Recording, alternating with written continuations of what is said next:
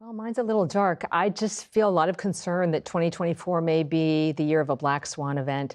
Mm. This is a national security event with high impact that's very hard to predict. There are a number of concerns that I have that factor into that. Not only this sort of enduring heightened threat level that we're facing, the wars in Israel, also Ukraine. And we're so divided in this country in ways that we haven't seen before. And I think that just creates fertile ground for our adversaries like North Korea, China, and Iran. And that's what concerns me most. A lot of people up at night with that concern, Catherine, at least in this town. And we're back. On today's panel, we have our friend Jeff, former CIA operative, and our in-house mad bomber, Mike Sterling. And this will be the last episode of Survival Dispatch News before the new year. So we're going to cover our doom and gloom predictions for 2024 and what you can do specific to each one of our predictions. So first and foremost, we'll start with food inflation. So just so everybody understands, there's a core inflation rate, and then there's the CPI, Consumer Price Index. So core inflation is one that many administrations, not just the current one, like to discuss because it doesn't include food, fuel, or housing, which are crushing people right now. Then on top of that, of course, there's numbers and statistics, and then there's lies, right? They can be framed in any context that a party wants them to be framed in. But the fact of the matter is that food inflation has just been off the chain. Mike is out of town right now and has a great anecdotal example. So what happened when you picked up some groceries there in Seattle, Mike? So we're out on the West Coast visiting family for the holidays. We went down, we bought 3 little bags of groceries. Just 3 little bags of groceries. The only meat that was in there was 1 pound of sausage. Nothing in there should have been very expensive. There was a pack of toilet paper as well. Came up to $117. I would not have thought that it would have been more than $50-$60 back home. I'm going back to the South. Right. I told you, Mike, we were in the grocery recently, and there was a big old roast. I don't know, $17-$18 a pound, but it was a $335 roast. The price is just insane. So I'm in Florida, Jeff. Mike lives in northern Alabama. So our cost of living theoretically lower than other parts of the country. What have you seen in Arizona as far as food prices is concerned? Well, we wait till it goes on sale and we buy a ton of it. We've got a big freezer full of roasts and things like that. But if you kept it on sale and they tell you how much your savings were, my wife went in and the savings was $200. And I'm like, how much did we pay for all this stuff? And she goes, $350. And there's 2 of us. We don't have kids. We don't have neighbors. I'm not supporting grandkids or anything.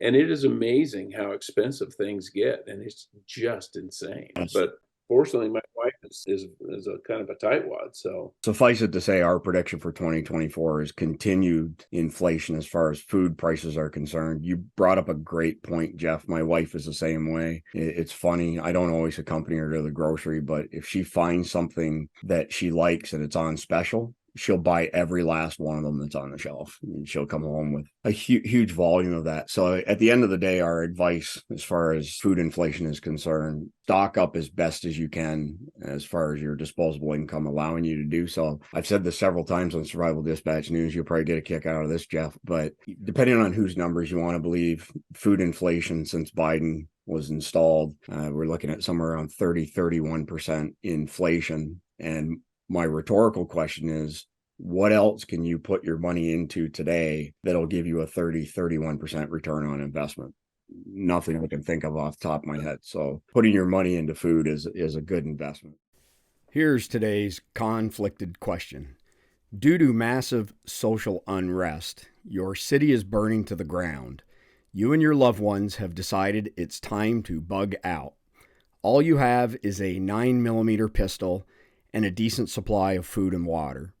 On your way to your predetermined bug out location, you run into a family friend who wants to barter his firearms for food and water because he didn't see this coming.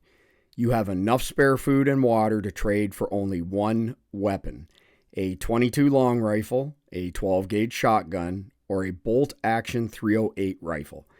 Each gun comes with a good supply of ammo. Which weapon would you choose and why? Watch through to the end of this video to get our panel's answers to this question. Moving on to the next one, which is also related to prices, is this ammo shortage since COVID started and extreme prices. Some people are saying that some calibers are not available. The narrative behind it is that there's a worldwide shortage of gunpowder.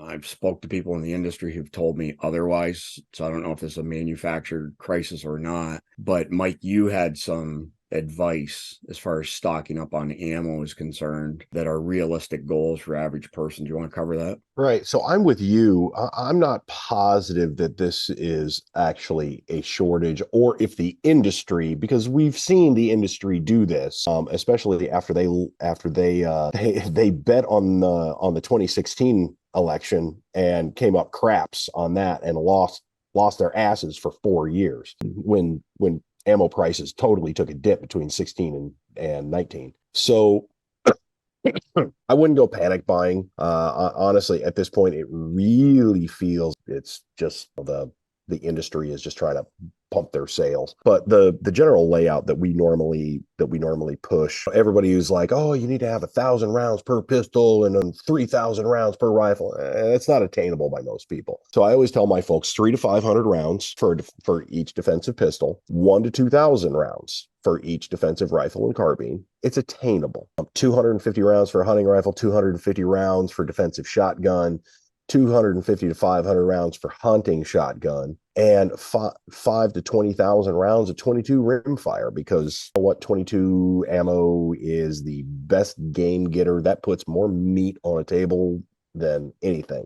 Do you guys remember when Walmart, probably this is going back 20 years, I haven't been in Walmart in a decade myself, but 20 years ago, they used to have the bucket O bullets at Walmart, $9.99. And it was, I can't remember, it was either 5,000 or 10,000 rounds of 22 LR, 5,000, yeah, for $9.99. Pretty hard to beat. Jeff, what are your thoughts on this potential? Well, we hadn't talked about it, but that's exactly what I do. I've got, for my primary long rifle for self-defense, I've got over 2,000 rounds. For my handguns, I've got 2 9mm, but I have at least 1,000 rounds. I've bought a brick of 22 long rifle, 1,100 rounds, but it wasn't $9. It was 60 something dollars. But I keep 400, 500, 600 rounds of 30-06. And then what I do need to get is more shotgun. But to me, a shotgun is more that inside the house defense weapon. You have a limited range. You're unlikely to, they're not going to be coming over the wall, and that's not going to be your primary weapon. But I like to keep several hundred rounds in any caliber I have. There's a gun, I always tell people, an unloaded gun is a very expensive rock or a paperweight. A gun by itself doesn't do anything. You got to have the ammo. Right. And another thing I always tell people is, especially if you keep your guns in a safe, keep them loaded. If you need them, you probably need them in a hurry. And the last thing you want to do is fumble to load a magazine or find the rounds. I don't have little kids in my house, so that's not a concern. But I keep a gun in my nightstand, and it's loaded and has an extra magazine sitting right next to it. That's good advice. You need it now. Yeah, that's good advice, Jeff. We do that frequently as well. But I gotta say, I'm envious of you because I lost all my guns and ammo in a boating accident. I've had the opportunity to replenish my stock. Yeah, that is tragic. What on that point, let's have a quick moment of silence for Chris's guns lost in that tragic boating accident, and also for our loss of Gaston Glock. I was just about to say that. Mm-hmm. Great man, great designer. Amen. That's the truth. This Survival Dispatch video is brought to you by Nutrient Survival. Nourish your body, power your mind. What was his original pistol design? Was it early 80s or early 70s? I saw a meme of him from the 1980s, and it says giving him kudos for his design, and then beside it says Sig Sauer 40 years later still can't build a gun that won't discharge when you drop it on the ground.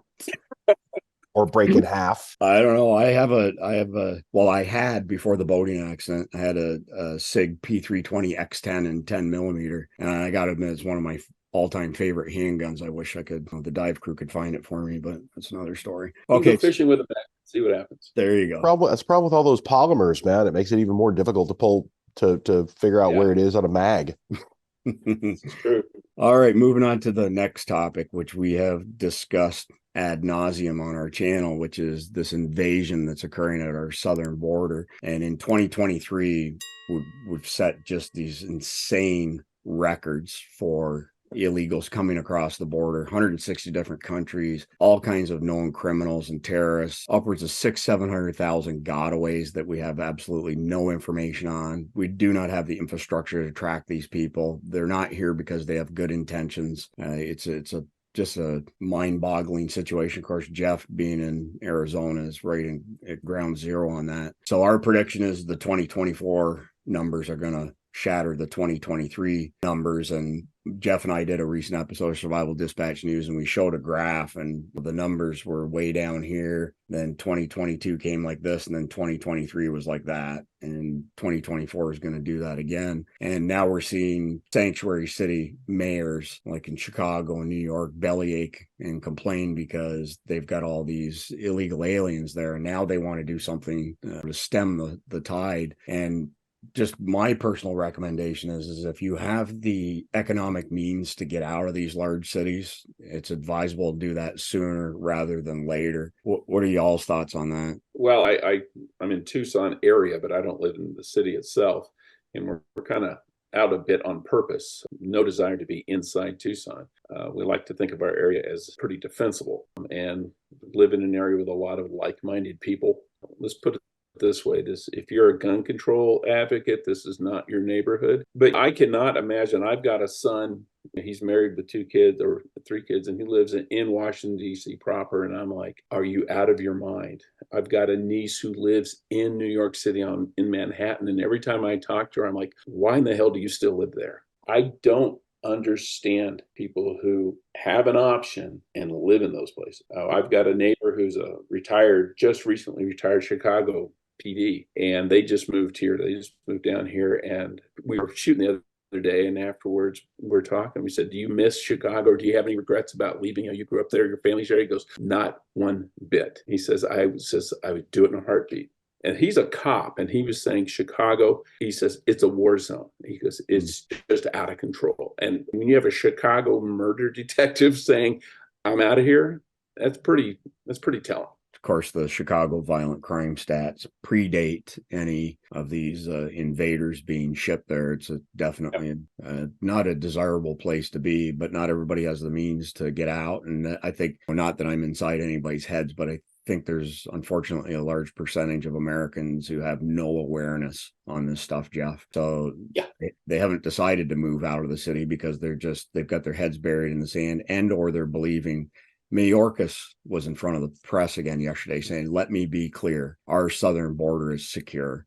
And that is an absolute complete, you couldn't be a bigger 100%. lie. Could not be a bigger lie. There is so much footage. There was footage the other day ago from Eagle Rock or Eagle Pass, thousands of people storming across the border, and there was 2 CBP officers. There wasn't a dang thing that they could do about it. So, Mike, what are your thoughts on this before we move on to the next topic? Oh, I'm right there with you guys on this. It's a train wreck. It's a mess. And I'll just go back to all the all the things that we've said in the past about this whole thing is I'm not worried about the thousands, the tens of thousands, the hundreds of thousands. I'm worried about the couple dozen who are amongst those. Yep. I'm worried about the wolves among the sheep. Yeah, that's a good point. And just because there were some very uninformed comments on our last video, Jeff, saying this is a global problem, this migration, everything, just stop. Just look at Europe. It's intentional. It's intentional, but also it is our government's job to protect our border and to protect our country. So this unmitigated flow of people coming across the border is 100% on Obama and Biden and the rest of the people in this current administration. Title 42, they put an end to it, which was the remain in Mexico policy. It was working. Okay, you want to claim asylum? You stay over there till we get your paperwork processed, which could be a year, whatever the case may be. They purposely got rid of Title 42. And now the remain in Mexico process no longer exists. And we just let the floodgates of all these people. Then somebody else made a comment, Jeff, that our government goes to great lengths to vet these people. There's no vetting going on. There's no vetting at all. Not when you're dealing with numbers. You're talking. if you don't know their name, and you see this on boarding passes, no name, how can you run a trace on someone when you have no name? What are you going to trace? He's a 20 to 28-year-old Hispanic or black or white male with black hair. That narrows it down. No, they're not vetting any of these people. We're recording this on Thursday, December 28th. It'll air tomorrow on Friday, December 29th. There are two hordes of invaders that will be arriving at our southern border tomorrow. One group has approximately 15,000 people in it. The other group has approximately 20,000 people in it. And what is our government doing? Shutting down commerce at the southern border so they can make some sort of feeble attempt to process these people, but they're not processing people. The evidence, whether it be firsthand accounts or videos, is overwhelming. We are being invaded, full stop. And I don't care what the global pattern is and what you want to blame it on. It's still this administration's role and duty to protect our border and to protect America, and they're not doing it. Straight up. So nothing good comes out of this, especially based on Mike's thoughts, which I agree with. We've got some pretty bad people with some pretty bad intentions already in the country. There's a ton of intel to that effect, so it's not even debatable. And it's not a matter of if, it's a matter of when we start seeing attacks on the homeland, which we even have people in America, like radical Islamic imams, telling these sleeper cells to Imams. Activate acts of jihad against the great Satan, which of course is us. So, man, we could stay on this topic for a long time. I can feel my blood pressure going up already, but we'll move on to the next topic so I don't sound like a broken wheel. So another prediction that we have from Survival Dispatch for 2024 is another pandemic. COVID 2.0, whatever you want to call it. There was some CDC data released December 6th that people have been diving into. Tremendous number of municipal water supplies across the country have very high concentrated levels of the latest strain of COVID-19. I can't speak to what the origin of that is. It's probably not a good origin, and it's probably meant to affect a certain result in the country. The only advice I have is stock up on meds now. Stock up on those meds that start with a letter that rhymes with your I, and Z-Packs, because that combination together works very well. I haven't been sick since January 1998. I got sick a few weeks ago. It was the flu, probably some form of COVID. I took that medicine that starts with the letter that rhymes with your I for 5 days per my body weight. And 5 days later, the virus was gone. It beat me up pretty hard, but it was gone. Mike, what are your thoughts on another pandemic in the pipeline? I think you looked absolutely like crap that week. I look like crap at the best of times, but point taken. So as far as the viruses in water supplies, I'm not really, I really honestly want to keep on drilling down on that, because that does not smell kosher to me.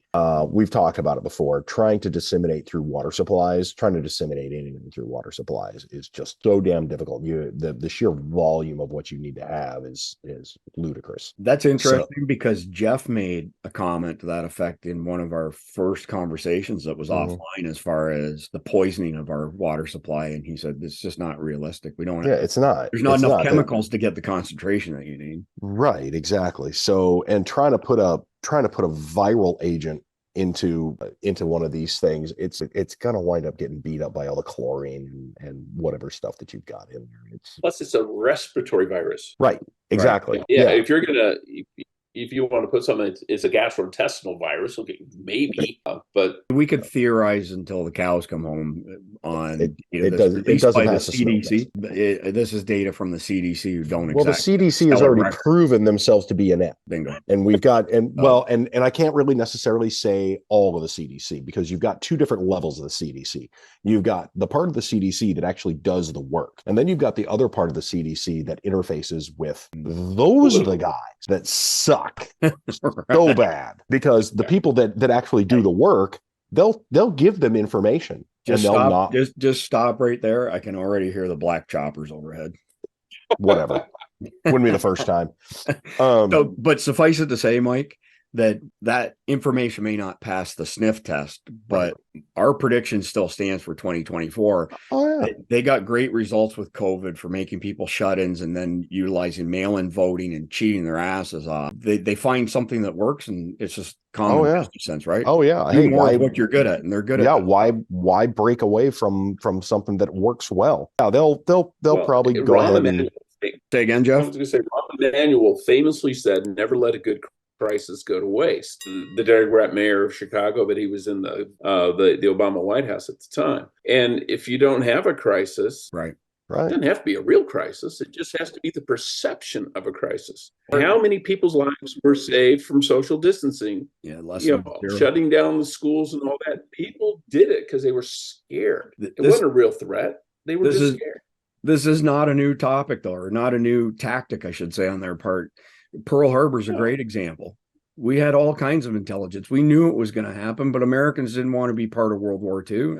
And FDR allowed it to happen to galvanize people. It was complete manipulation, for lack of a better term. Do you want premium ad-free content? Duh. Content that's not censored by big tech, of course. Well, with SD Insider, you can get behind the scenes and a whole lot more. Link in the description. All right, moving on to the next topic. Our next prediction is that we're going to continue to see economic turmoil in 2024 from Bidenomics, which clearly doesn't work, just like Obamanomics didn't work. And there's not a whole lot that we as individuals can do other than go back to some of the advice we've already given you, is to stock up on essentials. So that could be food, water, ammunition, medicines, those sort of things. But there's all kinds of analysts that are predicting we're going to see economic turmoil in 2024 like never before. What are your thoughts on that, Mike? Oh, absolutely. Absolutely. That's part of the left-wing playbook. They're already doing. They have been doing a lot of these protests with the pro-Palestinian groups, pro-Hamas groups. Hey, let me just make a distinction. I apologize for interrupting, but we've had comments to this effect that they're pro-Palestinian. They're not pro-Hamas. Okay, go watch the videos. Yeah.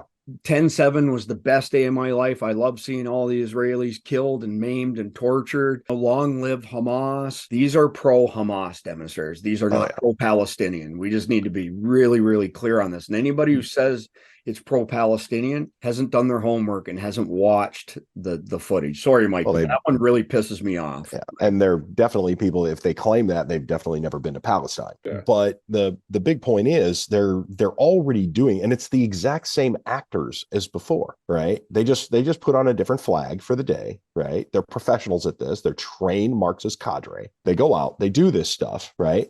And now they're already doing after action reviews with all the new people that they've brought in, right? And saying, now we got to do this better. We got to do that better. They're just ginning up. They're just getting ready. These are nothing but these are dress rehearsals, kids. So the pro-Hamas demonstrators, this is BLM 2.0, and it's the same funding from George Soros. They don't even make any secret over it. The Soros Foundation proudly announces things like last weekend we spent $15 million on these protests, and then Keith Graves, 30-year SWAT team leader and trainer, has told us flat out that when they would go into a riot situation, one of the questions they would ask these agitators is, what's your job? And they would say, I'm a professional protester. I'm paid by Soros Foundation to be a professional protester. So this is not you, Mike, coming up with some narrative. This is the reality of the situation. Jeff, you should see some of the dossiers on these guys. I have seen some of them. I've seen pictures of some of these guys in protests in Oregon, and then the same guy 5 days later at a protest in New York. Yeah, someone's flying them across the country to go protest, or they're coming in by the busload. I think it was in Wisconsin, probably after the kid shot the three protesters and the child molester. But when they had those protests to counter that, they were bringing them in buses from Chicago. These weren't homegrown people just up in arms. No, it's, if you watch any of Obama's interviews, he flat out states that all you have to do is introduce stuff like manufactured civil unrest to create an environment that's ripe for the government then to take measures actions that normally people wouldn't support them doing. But when people have this false impression of this whatever civil unrest, the sheep amongst us, the weak-minded amongst us, think that the government's going to protect them by declaring martial law or things to that effect. It's directly out of Saul Alinsky's Rules for Radicals. It is Absolutely. directly out of there, along with the concept of never let a crisis go to waste. So if you look at Alinsky's list of how you convert America to a socialist/communist state, Obama has started the ball rolling on every single one of them, and he got the ball rolling on all of them before he even finished his second term. So good point. Thank you for bringing that up. Moving on to the next thing. So it speaks to the economy as well as the CBDC rollout. So central banking digital currency. And let's just cut straight to the chase. They want to have insight into every single thing that you do, what you spend your money on, who you support, and tie it to a social credit score, just like the Chinese. Oh, yeah, you voted for the wrong person. Your money's cut off. Oh, you said something online that was derogatory towards Joe Biden. Your car's not going to work for the next month because we've hit the switch and turned it off. And the prospects of this happening are very strong and very scary. And when we discussed it offline, Mike came up with the best idea of all. My initial thought was, okay, we'll stockpile cash. And then Mike said, well, that cash probably won't be worth anything. You won't be able to conduct transactions with it. So Mike, what was your suggestion on countering this? So anytime you wind up with a controlled currency, and this has happened numerous times around the world. Look at the Soviet Union and their very tightly controlled currency. And you've also got a similar thing. Anytime you have an extremely tightly controlled currency, you are immediately going to have the birth of a black market. It's immediately going to, a parallel economy happens every single time. So, and a lot of the time those begin at the bare minimum as a barter based. All right. So actually bartering for proper goods. You got plenty of chickens, sell eggs to your neighbors for other stuff. Right? Sell feed, grow extra vegetables, stuff like that. You're going to have a barter-based economy is going to work directly parallel to that main economy each time, every time. And when we talked offline, I think one of the number one things when you consider bartering is vices. People will not give up their vices. So whether that be alcohol, tobacco, or wacky tobacco, whatever the case may be, is stockpiling those. Jeff, what are your thoughts on this rollout of the CBDC and all the control freakish stuff that goes with it?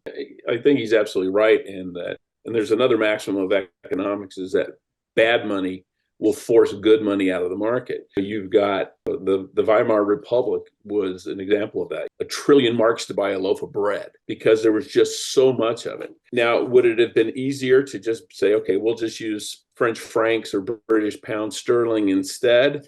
But they didn't. But what happened was rather than go down there with a wheelbarrow full of marks to buy a loaf of bread, you went to the baker and said, hey, I've got candles. I'll trade you candles for bread. Because if the lights go out again, because they were, okay, that makes sense. I think Mike had mentioned liquor. People don't. When I was in Afghanistan, we had in our base, in the basement, we had a room stacked floor to ceiling with Jack Daniels, with Johnny Walker, with vodkas, all this stuff, which was illegal in Afghanistan, but all the Afghans wanted it. And I could get more with a bottle of Jack Daniels than I could with $1,000. Oh, yeah. We need to do every time. We need to do a 30-second I've got a well-stocked bar. We got to do a 30-second timeout. The pit bull security alert system here is going crazy because their mama's home, and I've got one of them here in my office. So just quick timeout. And we're back. Pit bull alarm system has been deactivated. Jeff, do you want to pick up where you left off? Well, we were just talking about items to barter and things that a lot of things people don't think about. Think about batteries. How many things do you have that have batteries and the batteries wear out? What do you do? So if you've got batteries and you can say, you need some D-cell batteries, I'll trade you some for that. Or AA's, AAA, things like that are, you think about all the personal defense weapons you have at home. How many of them have electro-optical systems on them? You got the little SIG red dot. Still need batteries for that thing. And people don't think about that because when the battery goes out, now, okay, I'll just go buy some more. Well, you may not be able to go buy some more. But if you stock up on those and your neighbor has a SIG red dot and his goes out, you can say, I'll trade you batteries, but I need a few rounds of 30-30 for my Winchester. And you can work out trades, because there's a lot of things you don't know you need until you need them. And you got it and stock up on that stuff. Well said. Those are some great ideas there, Jeff and Mike. The next prediction is that it's not a matter of if, but just a matter of when we see terrorist attacks on the homeland. So before somebody accuses us of spreading fear, the FBI has come out and warned that this is imminent. The Department of Homeland Security has come out and warned us. The mainstream media is warning people. We have countless sleeper cells in America that we know of. There's a ton of intelligence to that effect. There's all kinds of intelligence that shows with great specificity the types of attacks that they want to launch against us. So again, this is another one of these topics we've covered ad nauseum, but we have some high level suggestions on how you prep for this. Always have, for example, your get home bag handy. Keep essential items in your EDC and get home bag, like Narcan, which you can get for free from nextdistro.org.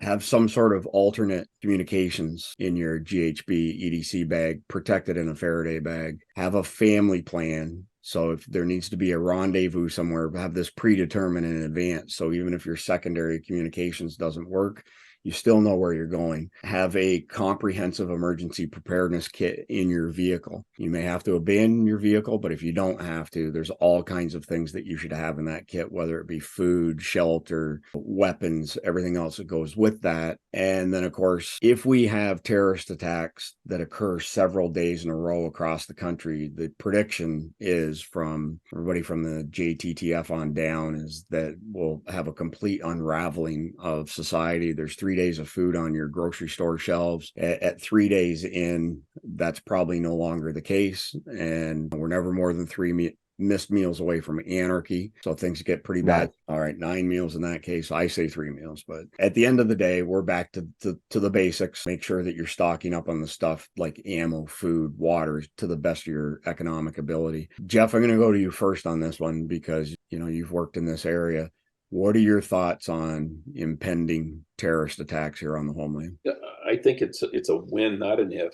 There's too many people out there hate us, and it's too easy for them to get in right now. If you look at any mass shooting incident that we've had, you look at Uvalde, Texas, a little town in Texas. Imagine if you had 50 of those at the same time spread across the country, or 60 or 100. Well, lone gunman type things. People, you can now, if something happens in Washington State, I go, that's Washington State. Or if it happens in upstate New York, well, that's New York. But when it starts happening all over the country, you're wondering, okay, I'm not safe. This is happening everywhere. And people are going to see that and they're going to panic. They're probably going to lock themselves in their homes, which is probably not necessarily a bad idea. I think things would fall apart quickly. And if they attack the power grid as part of that, all of a sudden you have no electricity. Maybe you don't have, your cell phone may go down. Hopefully not if the cell companies are doing their jobs. But you can't air condition your house. You can't heat your house. Even if you have gas, you still need electricity to run the fans for the heat. But you need to be prepared for that. We keep a lot of dry pasta. It's light, cheap, store it forever. And if nothing else, it fills your belly. We store a lot of, we have a lot of meat and deep freezes, but I also have a generator with gas, so I can run that generator, keep that food, keep it frozen. Having a freezer full of rotten meat is not exactly a good thing, but you got to have a way to preserve it.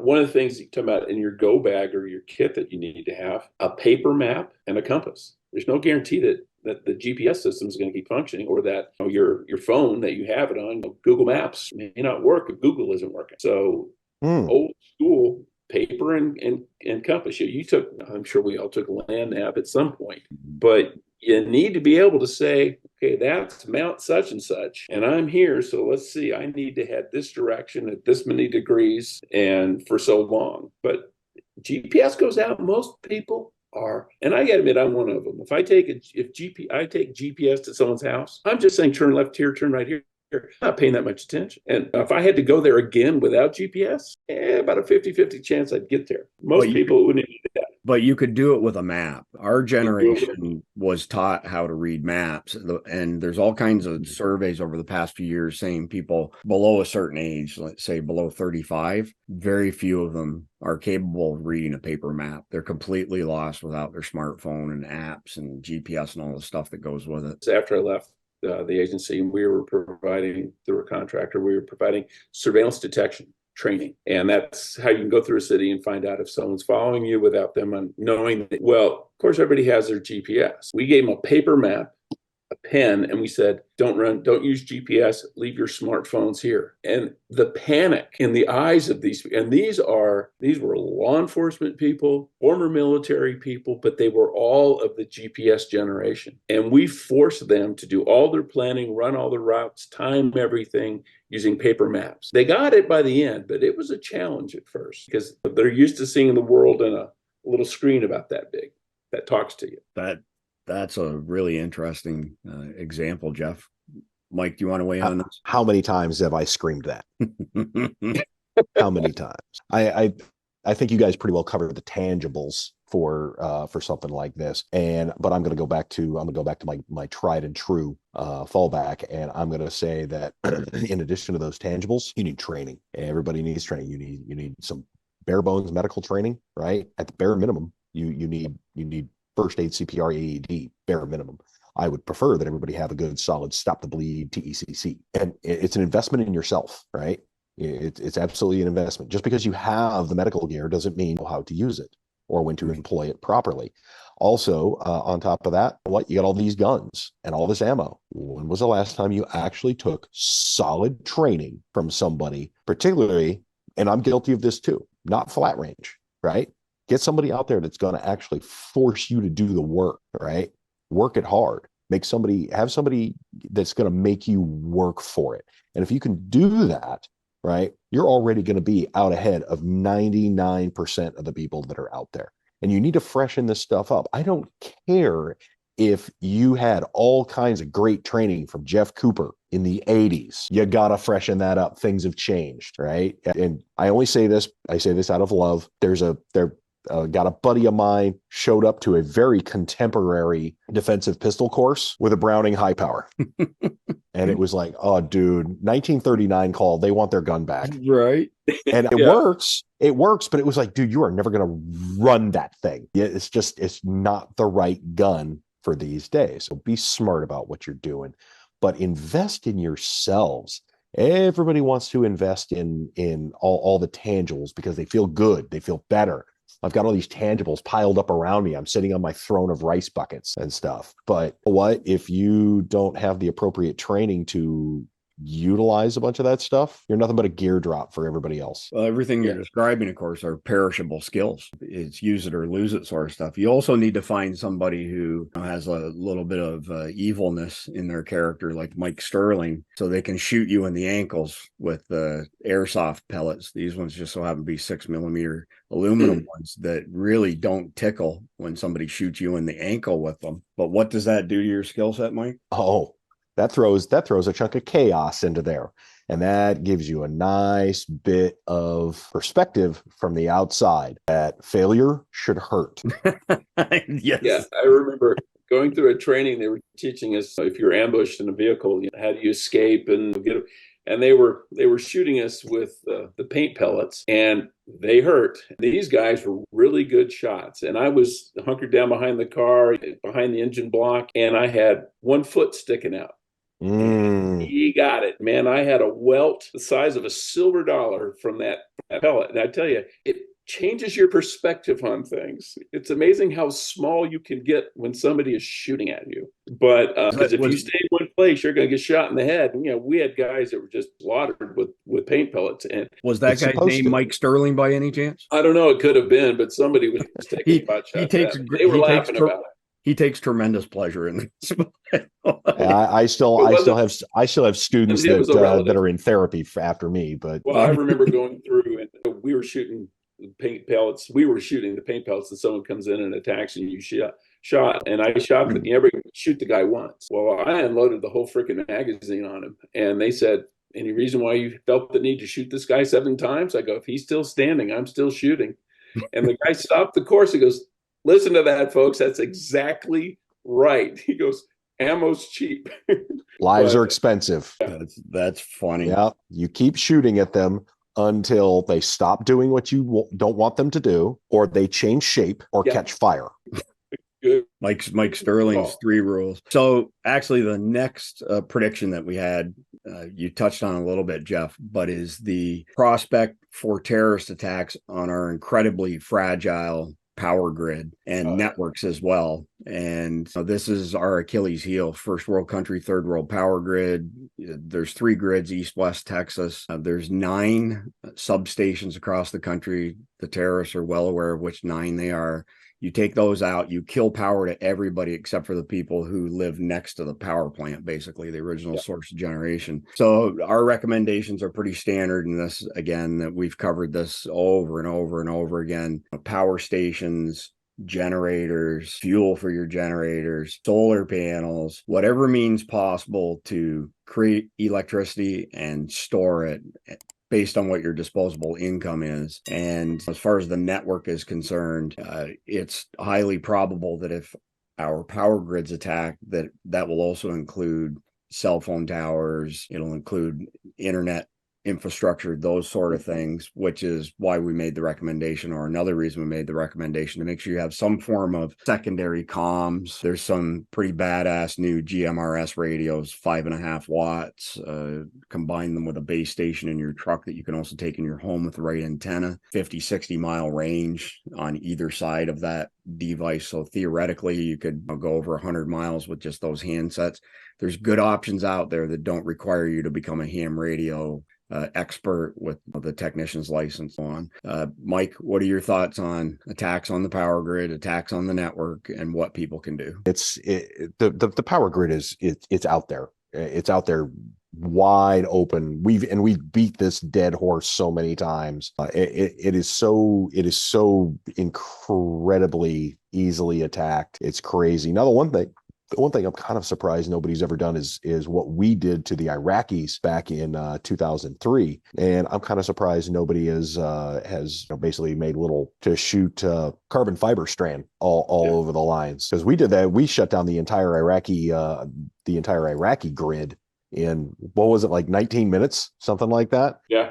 In 2003, just by without dropping a single loss of life on either side. Didn't kill anybody, nothing. Just dropped carbon fiber strand all over all of their stations and just shorted everything out. Well, it didn't even destroy anything. Literally, you just had to go out there, you had to shut everything down, and you had to pick all the damn carbon fiber strand off, which took days. Yeah. By then, we put another one onto it. And I don't think people recognize too is that if it goes down, it's not going to come up anytime soon. If you take out if you take out a transformer, okay, the big transformers, the lead time when you buy one of those things is 2 or 3 years, because each one is basically custom made, and not very many of them are made here. They're made in Japan or in China or in Germany. You take one of those out, you don't just replace it. So that's going to slow everything down. Then they got to bring the grid back up in sections so they don't overload. But another thing I was reading about just last week or so is the gas grid. No one considers that, natural gas. Okay, if you lose the power grid, you lose the pumps that pressurize the gas grid, or you have such a demand on the gas grid because they're trying to make up for lost power somewhere else that the pressure drops.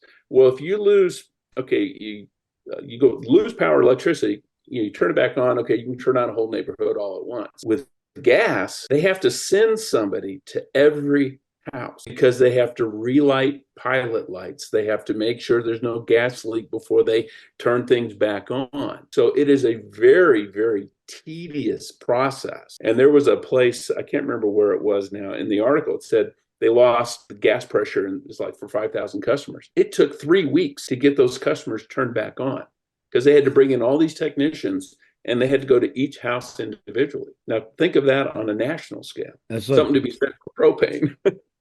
That's a great comment, Jeff. I'm trying to remember what year it was, maybe around 2003, 2004. There was a substation in Manhattan that caught on fire, and it took out the entire Northeast part of the country. And one of the partners I was working with at the time had a large data center They had redundant natural gas generators, and they failed for the reason you just mentioned. There wasn't enough gas pressure for them to actually run their generators, and the whole data center went down. And this was a firm who provided services to multinational corporations around the world. So the legit. One more nice little chalk for propane and propane accessories. That's exactly right. Well, and the great thing about propane is that it doesn't go bad. You don't have to stabilize it. We don't have a financial interest, but we know the owner of ALP generators, and you can buy them for $529 on Amazon. It's a 1,000-watt propane generator. It's ultra quiet. Theoretically, you should never run something like this inside. I've done it in construction websites. We've monitored it, and there's been no harmful gas that's going to kill you. And you can just use your propane tanks. Don't do it just because I mentioned it. We're not endorsing that idea. But propane, there's a couple safety things that you need to take into consideration first. Yeah. Propane is a really good option. It's better than gasoline. Again, you don't have to stabilize it. Octane booster, condensation, all those things that go with it. So we've got a bunch of small bullets that we'll cover here shortly, but we got one last, call it macro prediction for 2024, and that's ongoing election shenanigans. So that's things like massive cheating by mail-in voting. Every day there's a new story on, hey, we found another 17,000 votes that were counted that are all identical. So it's the same handwriting, same signature, same name. I personally believe that's one of the reasons they want to push COVID 2.0, because mail-in voting provides the opportunity to cheat unlike any other way of cheating, that plus machines that are easily compromised. But regardless of which side of the equation you fall on, the establishment are not going to let Donald Trump back in power. They will fight tooth and nail to prevent that. So whether that means trying to bankrupt him in court, to put him in jail, or God forbid, assassinate him, any of those things happen, the probability of widespread social unrest is extremely high enough to the point where it would not be a surprise to see martial law declared, and Lord only knows what happens after that as far as elections are concerned. But when you have talking heads on mainstream media like MSNBC predicting that there will be black swan events in 2024, I think that mainstream media, best case scenario is infotainment, worst case scenario is propagandatainment, but it's predictive programming. They're now planting these seeds that, oh my God, these terrible things are going to happen in 2024. You should be prepared for potential martial law, those sort of things. It's highly, highly likely that we're going to see some very escalated conflicts in 2024 as part of this election cycle. Mike, what are your thoughts first, and then we'll go to Jeff. On this, I think we're past the highly likely to the point of this is going to happen, not because of the points that you stated, but because we are currently in a situation of polarization in this country where, regardless of what the outcome is going to be, the other half is not going to be willing to accept those election results. We're already in that situation. That happens, this country becomes ungovernable. Sure. Jeff? I think he's absolutely right, because you've got the never Trumpers who he could win with 75% of the vote and they won't accept it. And you've got the only Trumpers who would not accept anything to the other on the other side. And I live in Arizona, and we are a red state with a blue county right in the middle, Maricopa County, where Phoenix is. Basically screwed up the election last time when we had the ballot scanners. They had increased the size of the ballot, and the ballot scanner couldn't recognize it. So we had thousands upon thousands of ballots that were just getting kicked out. And they never really hand counted them. But that's because of that's Maricopa County. It's only one county. It's all it takes. But if Maricopa County decided, okay, we're going to become some radical leftists and enforce it on the rest of the states, I think a lot of the rural counties would say, I don't think so. And fortunately for us, where I live, I've got Mark Lamb as my sheriff, and he is a strict constitutionalist. And when they were trying to say, do the shutdowns during COVID, he said, no, sorry, you don't have any of that. You don't have that authority under the Constitution. We're not going to enforce it. And when he stopped enforcing it and other counties came on board and said the same thing, it just fell apart. The state had to say, okay, we're not going to shut down. We're not going to do any of that. But if you get a militant government who wants to shut down, and you've got constitutionalist counties that say we're not going to, if they start arresting people, what's going to happen? I know a lot of people like, you're not arresting me for leaving my house. I've read the Constitution. I know what it says. When California was closing churches, I'm like, if you read the First Amendment, the one word that is missing is except. So you have the freedom to assemble, except when there's a crisis. Or you have the freedom of religion, except when they don't want you to meet and sing in church. That word's not there. And that was my whole thing, is they don't have the authority to do it, but someone is going to push it. And that's when you're going to get pushed back, and that could get ugly. Yeah. Well, as far as the Constitution is concerned, Jeff, I think that a lot of our citizens would absolutely fail Civics 101 because they feel that the Constitution puts restraints on us as people, and that's not the case. We the people, those three words, the beginning of the Constitution, say it all. It's us placing guardrails around the government to determine what they can and cannot do.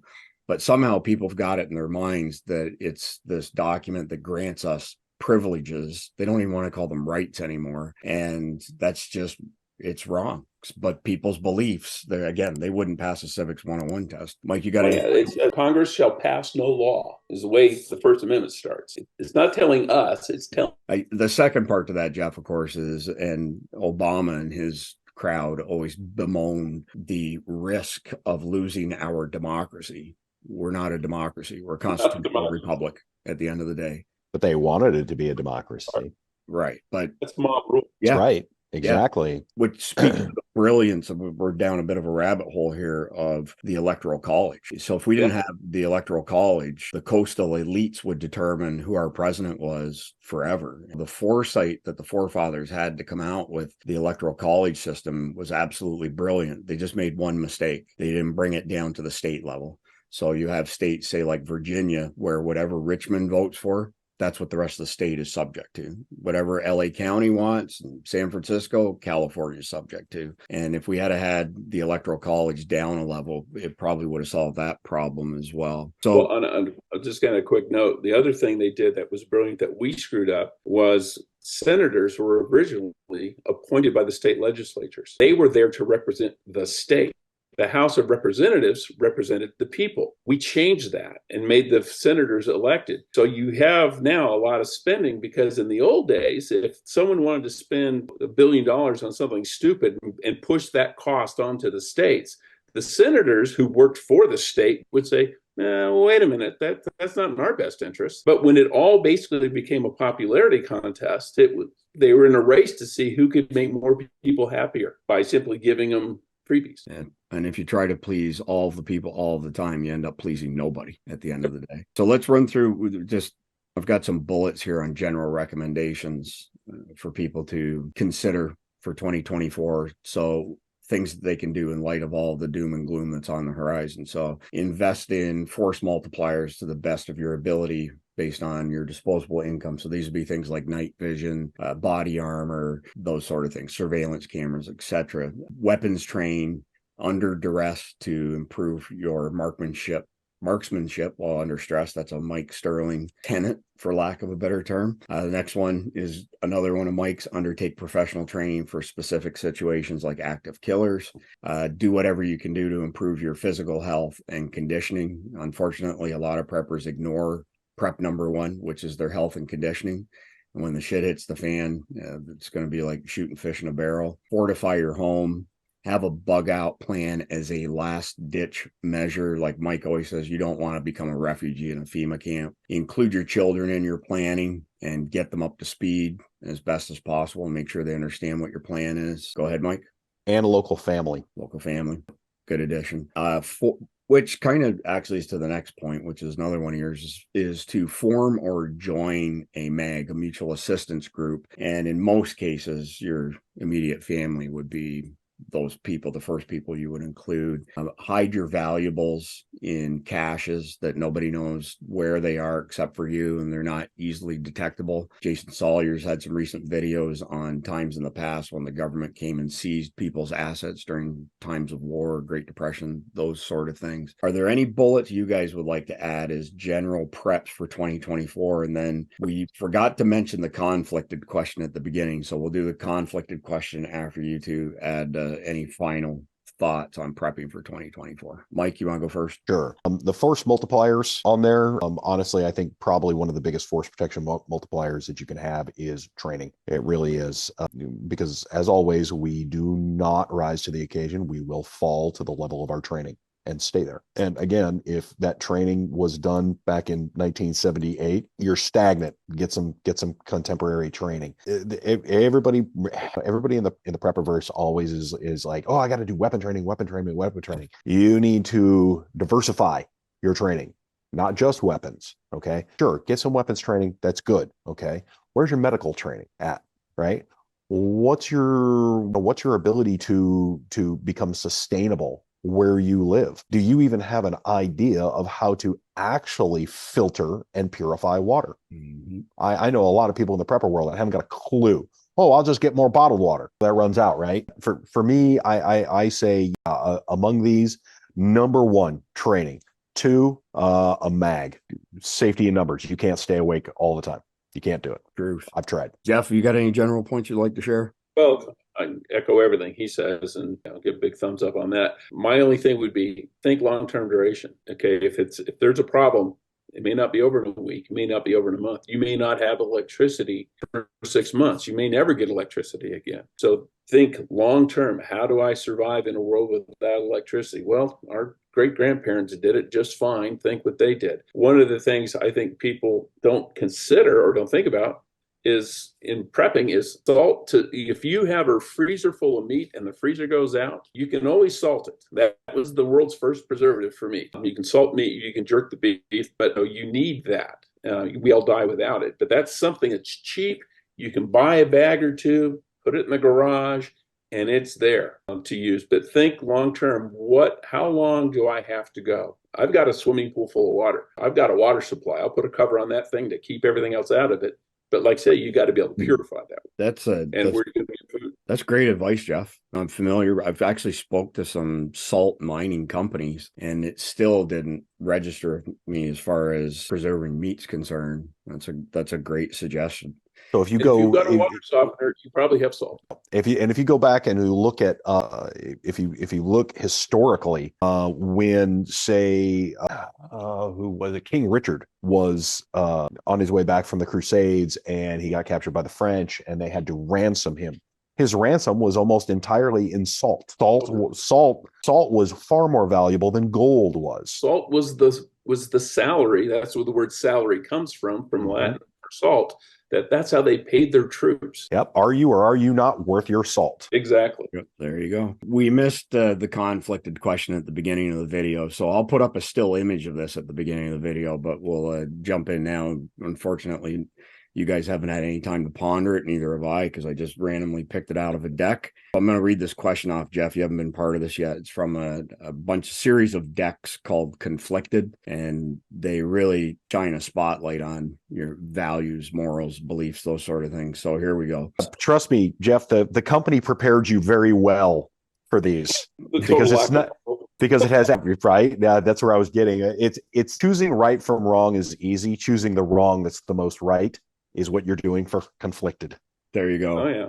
All right. So here's the scenario.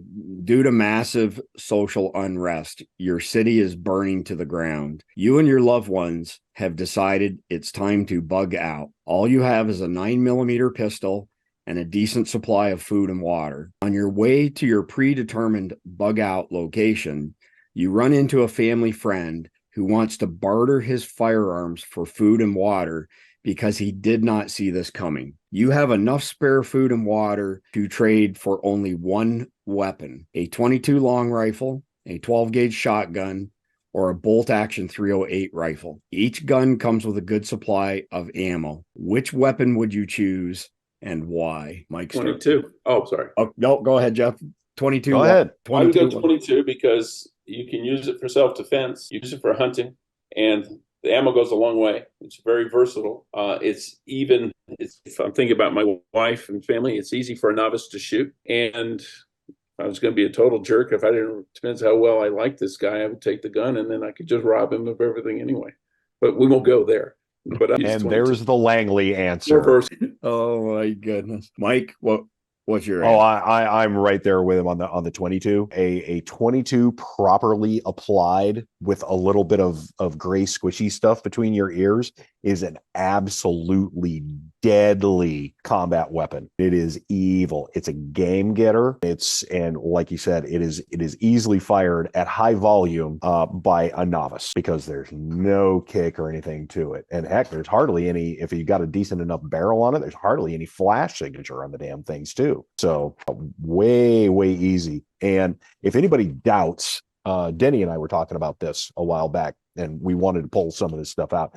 If anybody doubts their utility as a combat rifle, all you have to do is go back and look at the siege of Grozny in Chechnya when the Russians were trying to take Grozny.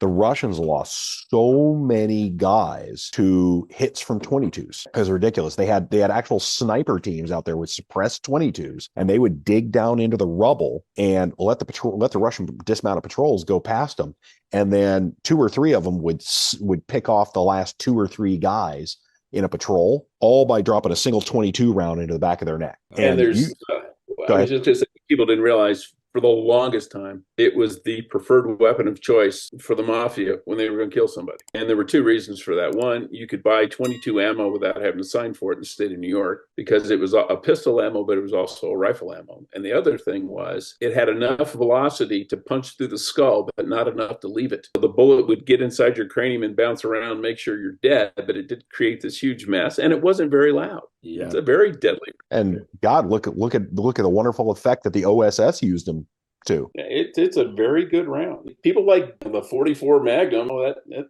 it may make you think you're a big badass, but you're just as dead with a 22. Right. I would pick 22 as well. So there's no diversity in our answers here. Probably the biggest reason is that you can carry a ton of it. So just the sheer number of rounds that you can carry with 22. The other thing is that the old Army standard used to be at whatever distance with whatever caliber of gun you were shooting penetrated a 3/4 inch pine board. It was considered deadly at that range. We have a block wall across the back of our backyards, and I had a couple sheets of 3/4 inch plywood behind some of my steel targets back there. And at 75 feet consistently blew through 1.5 inches at that distance and wrecked the stucco. And I got in trouble with my wife because it made a mess out of her nice stucco wall. But if you haven't tested the 22 against something like that, you really should, just to get an idea of it's not as low grade as people may think it is. And there's some very good high quality 22 ammo out there as well, which I won't dive into that, but I will echo a suppressed 22 LR is very hard to beat, like an M&P 1522 weighs 4 pounds. You've just got to be a thinker. You've got to think more with those things. The other thing, the Israelis absolutely loved them for kneecapping agitators in big protests there in the West Bank. That's like the go-to for they'll find the big agitators, shoot them square in the kneecap with a suppressed 1022. I'll take the steam out of somebody. I get the other point with a crowd like that is the prospect of over penetration and going through one person and killing or injuring somebody else is much lower with a 22 than most other common rounds. All right, that's it. That's the end of our 2024 doom and gloom predictions from Survival Dispatch and our that was what time is it on the West Coast there? Early. Well, it's past 12 noon here, so feel free to imbibe and have a drink to quell the. Do we have anything positive to throw in? Not really. Any thoughts about anything positive for 2024? No, 2024 is going to be a shitstorm, no matter how you look at it. And I don't think that we will, honestly, all joking aside, I think 2024 is going to be a bigger shitstorm in America than any of us have seen in our lifetime. So I agree. And I think because of 2020, people didn't see it coming. Now they'll be waiting for it now. At the end of the day, Happy New Year's, and do your prepping and be safe. Thanks, guys. See y'all in the new year. I'm Jason Salyer with Survival Dispatch, and when disaster strikes, will you be ready? Power outages, natural disasters, economic collapse, and the knowledge, the skills, and equipment necessary to protect your family when it really, really matters. You can gain instant access to our team of survival experts, stockpiling food, medical necessities, communication plans, proven techniques to help you get home, Shelter in place or bug out safely. Don't leave your family's safety to chance. Visit survivaldispatch.com to get started.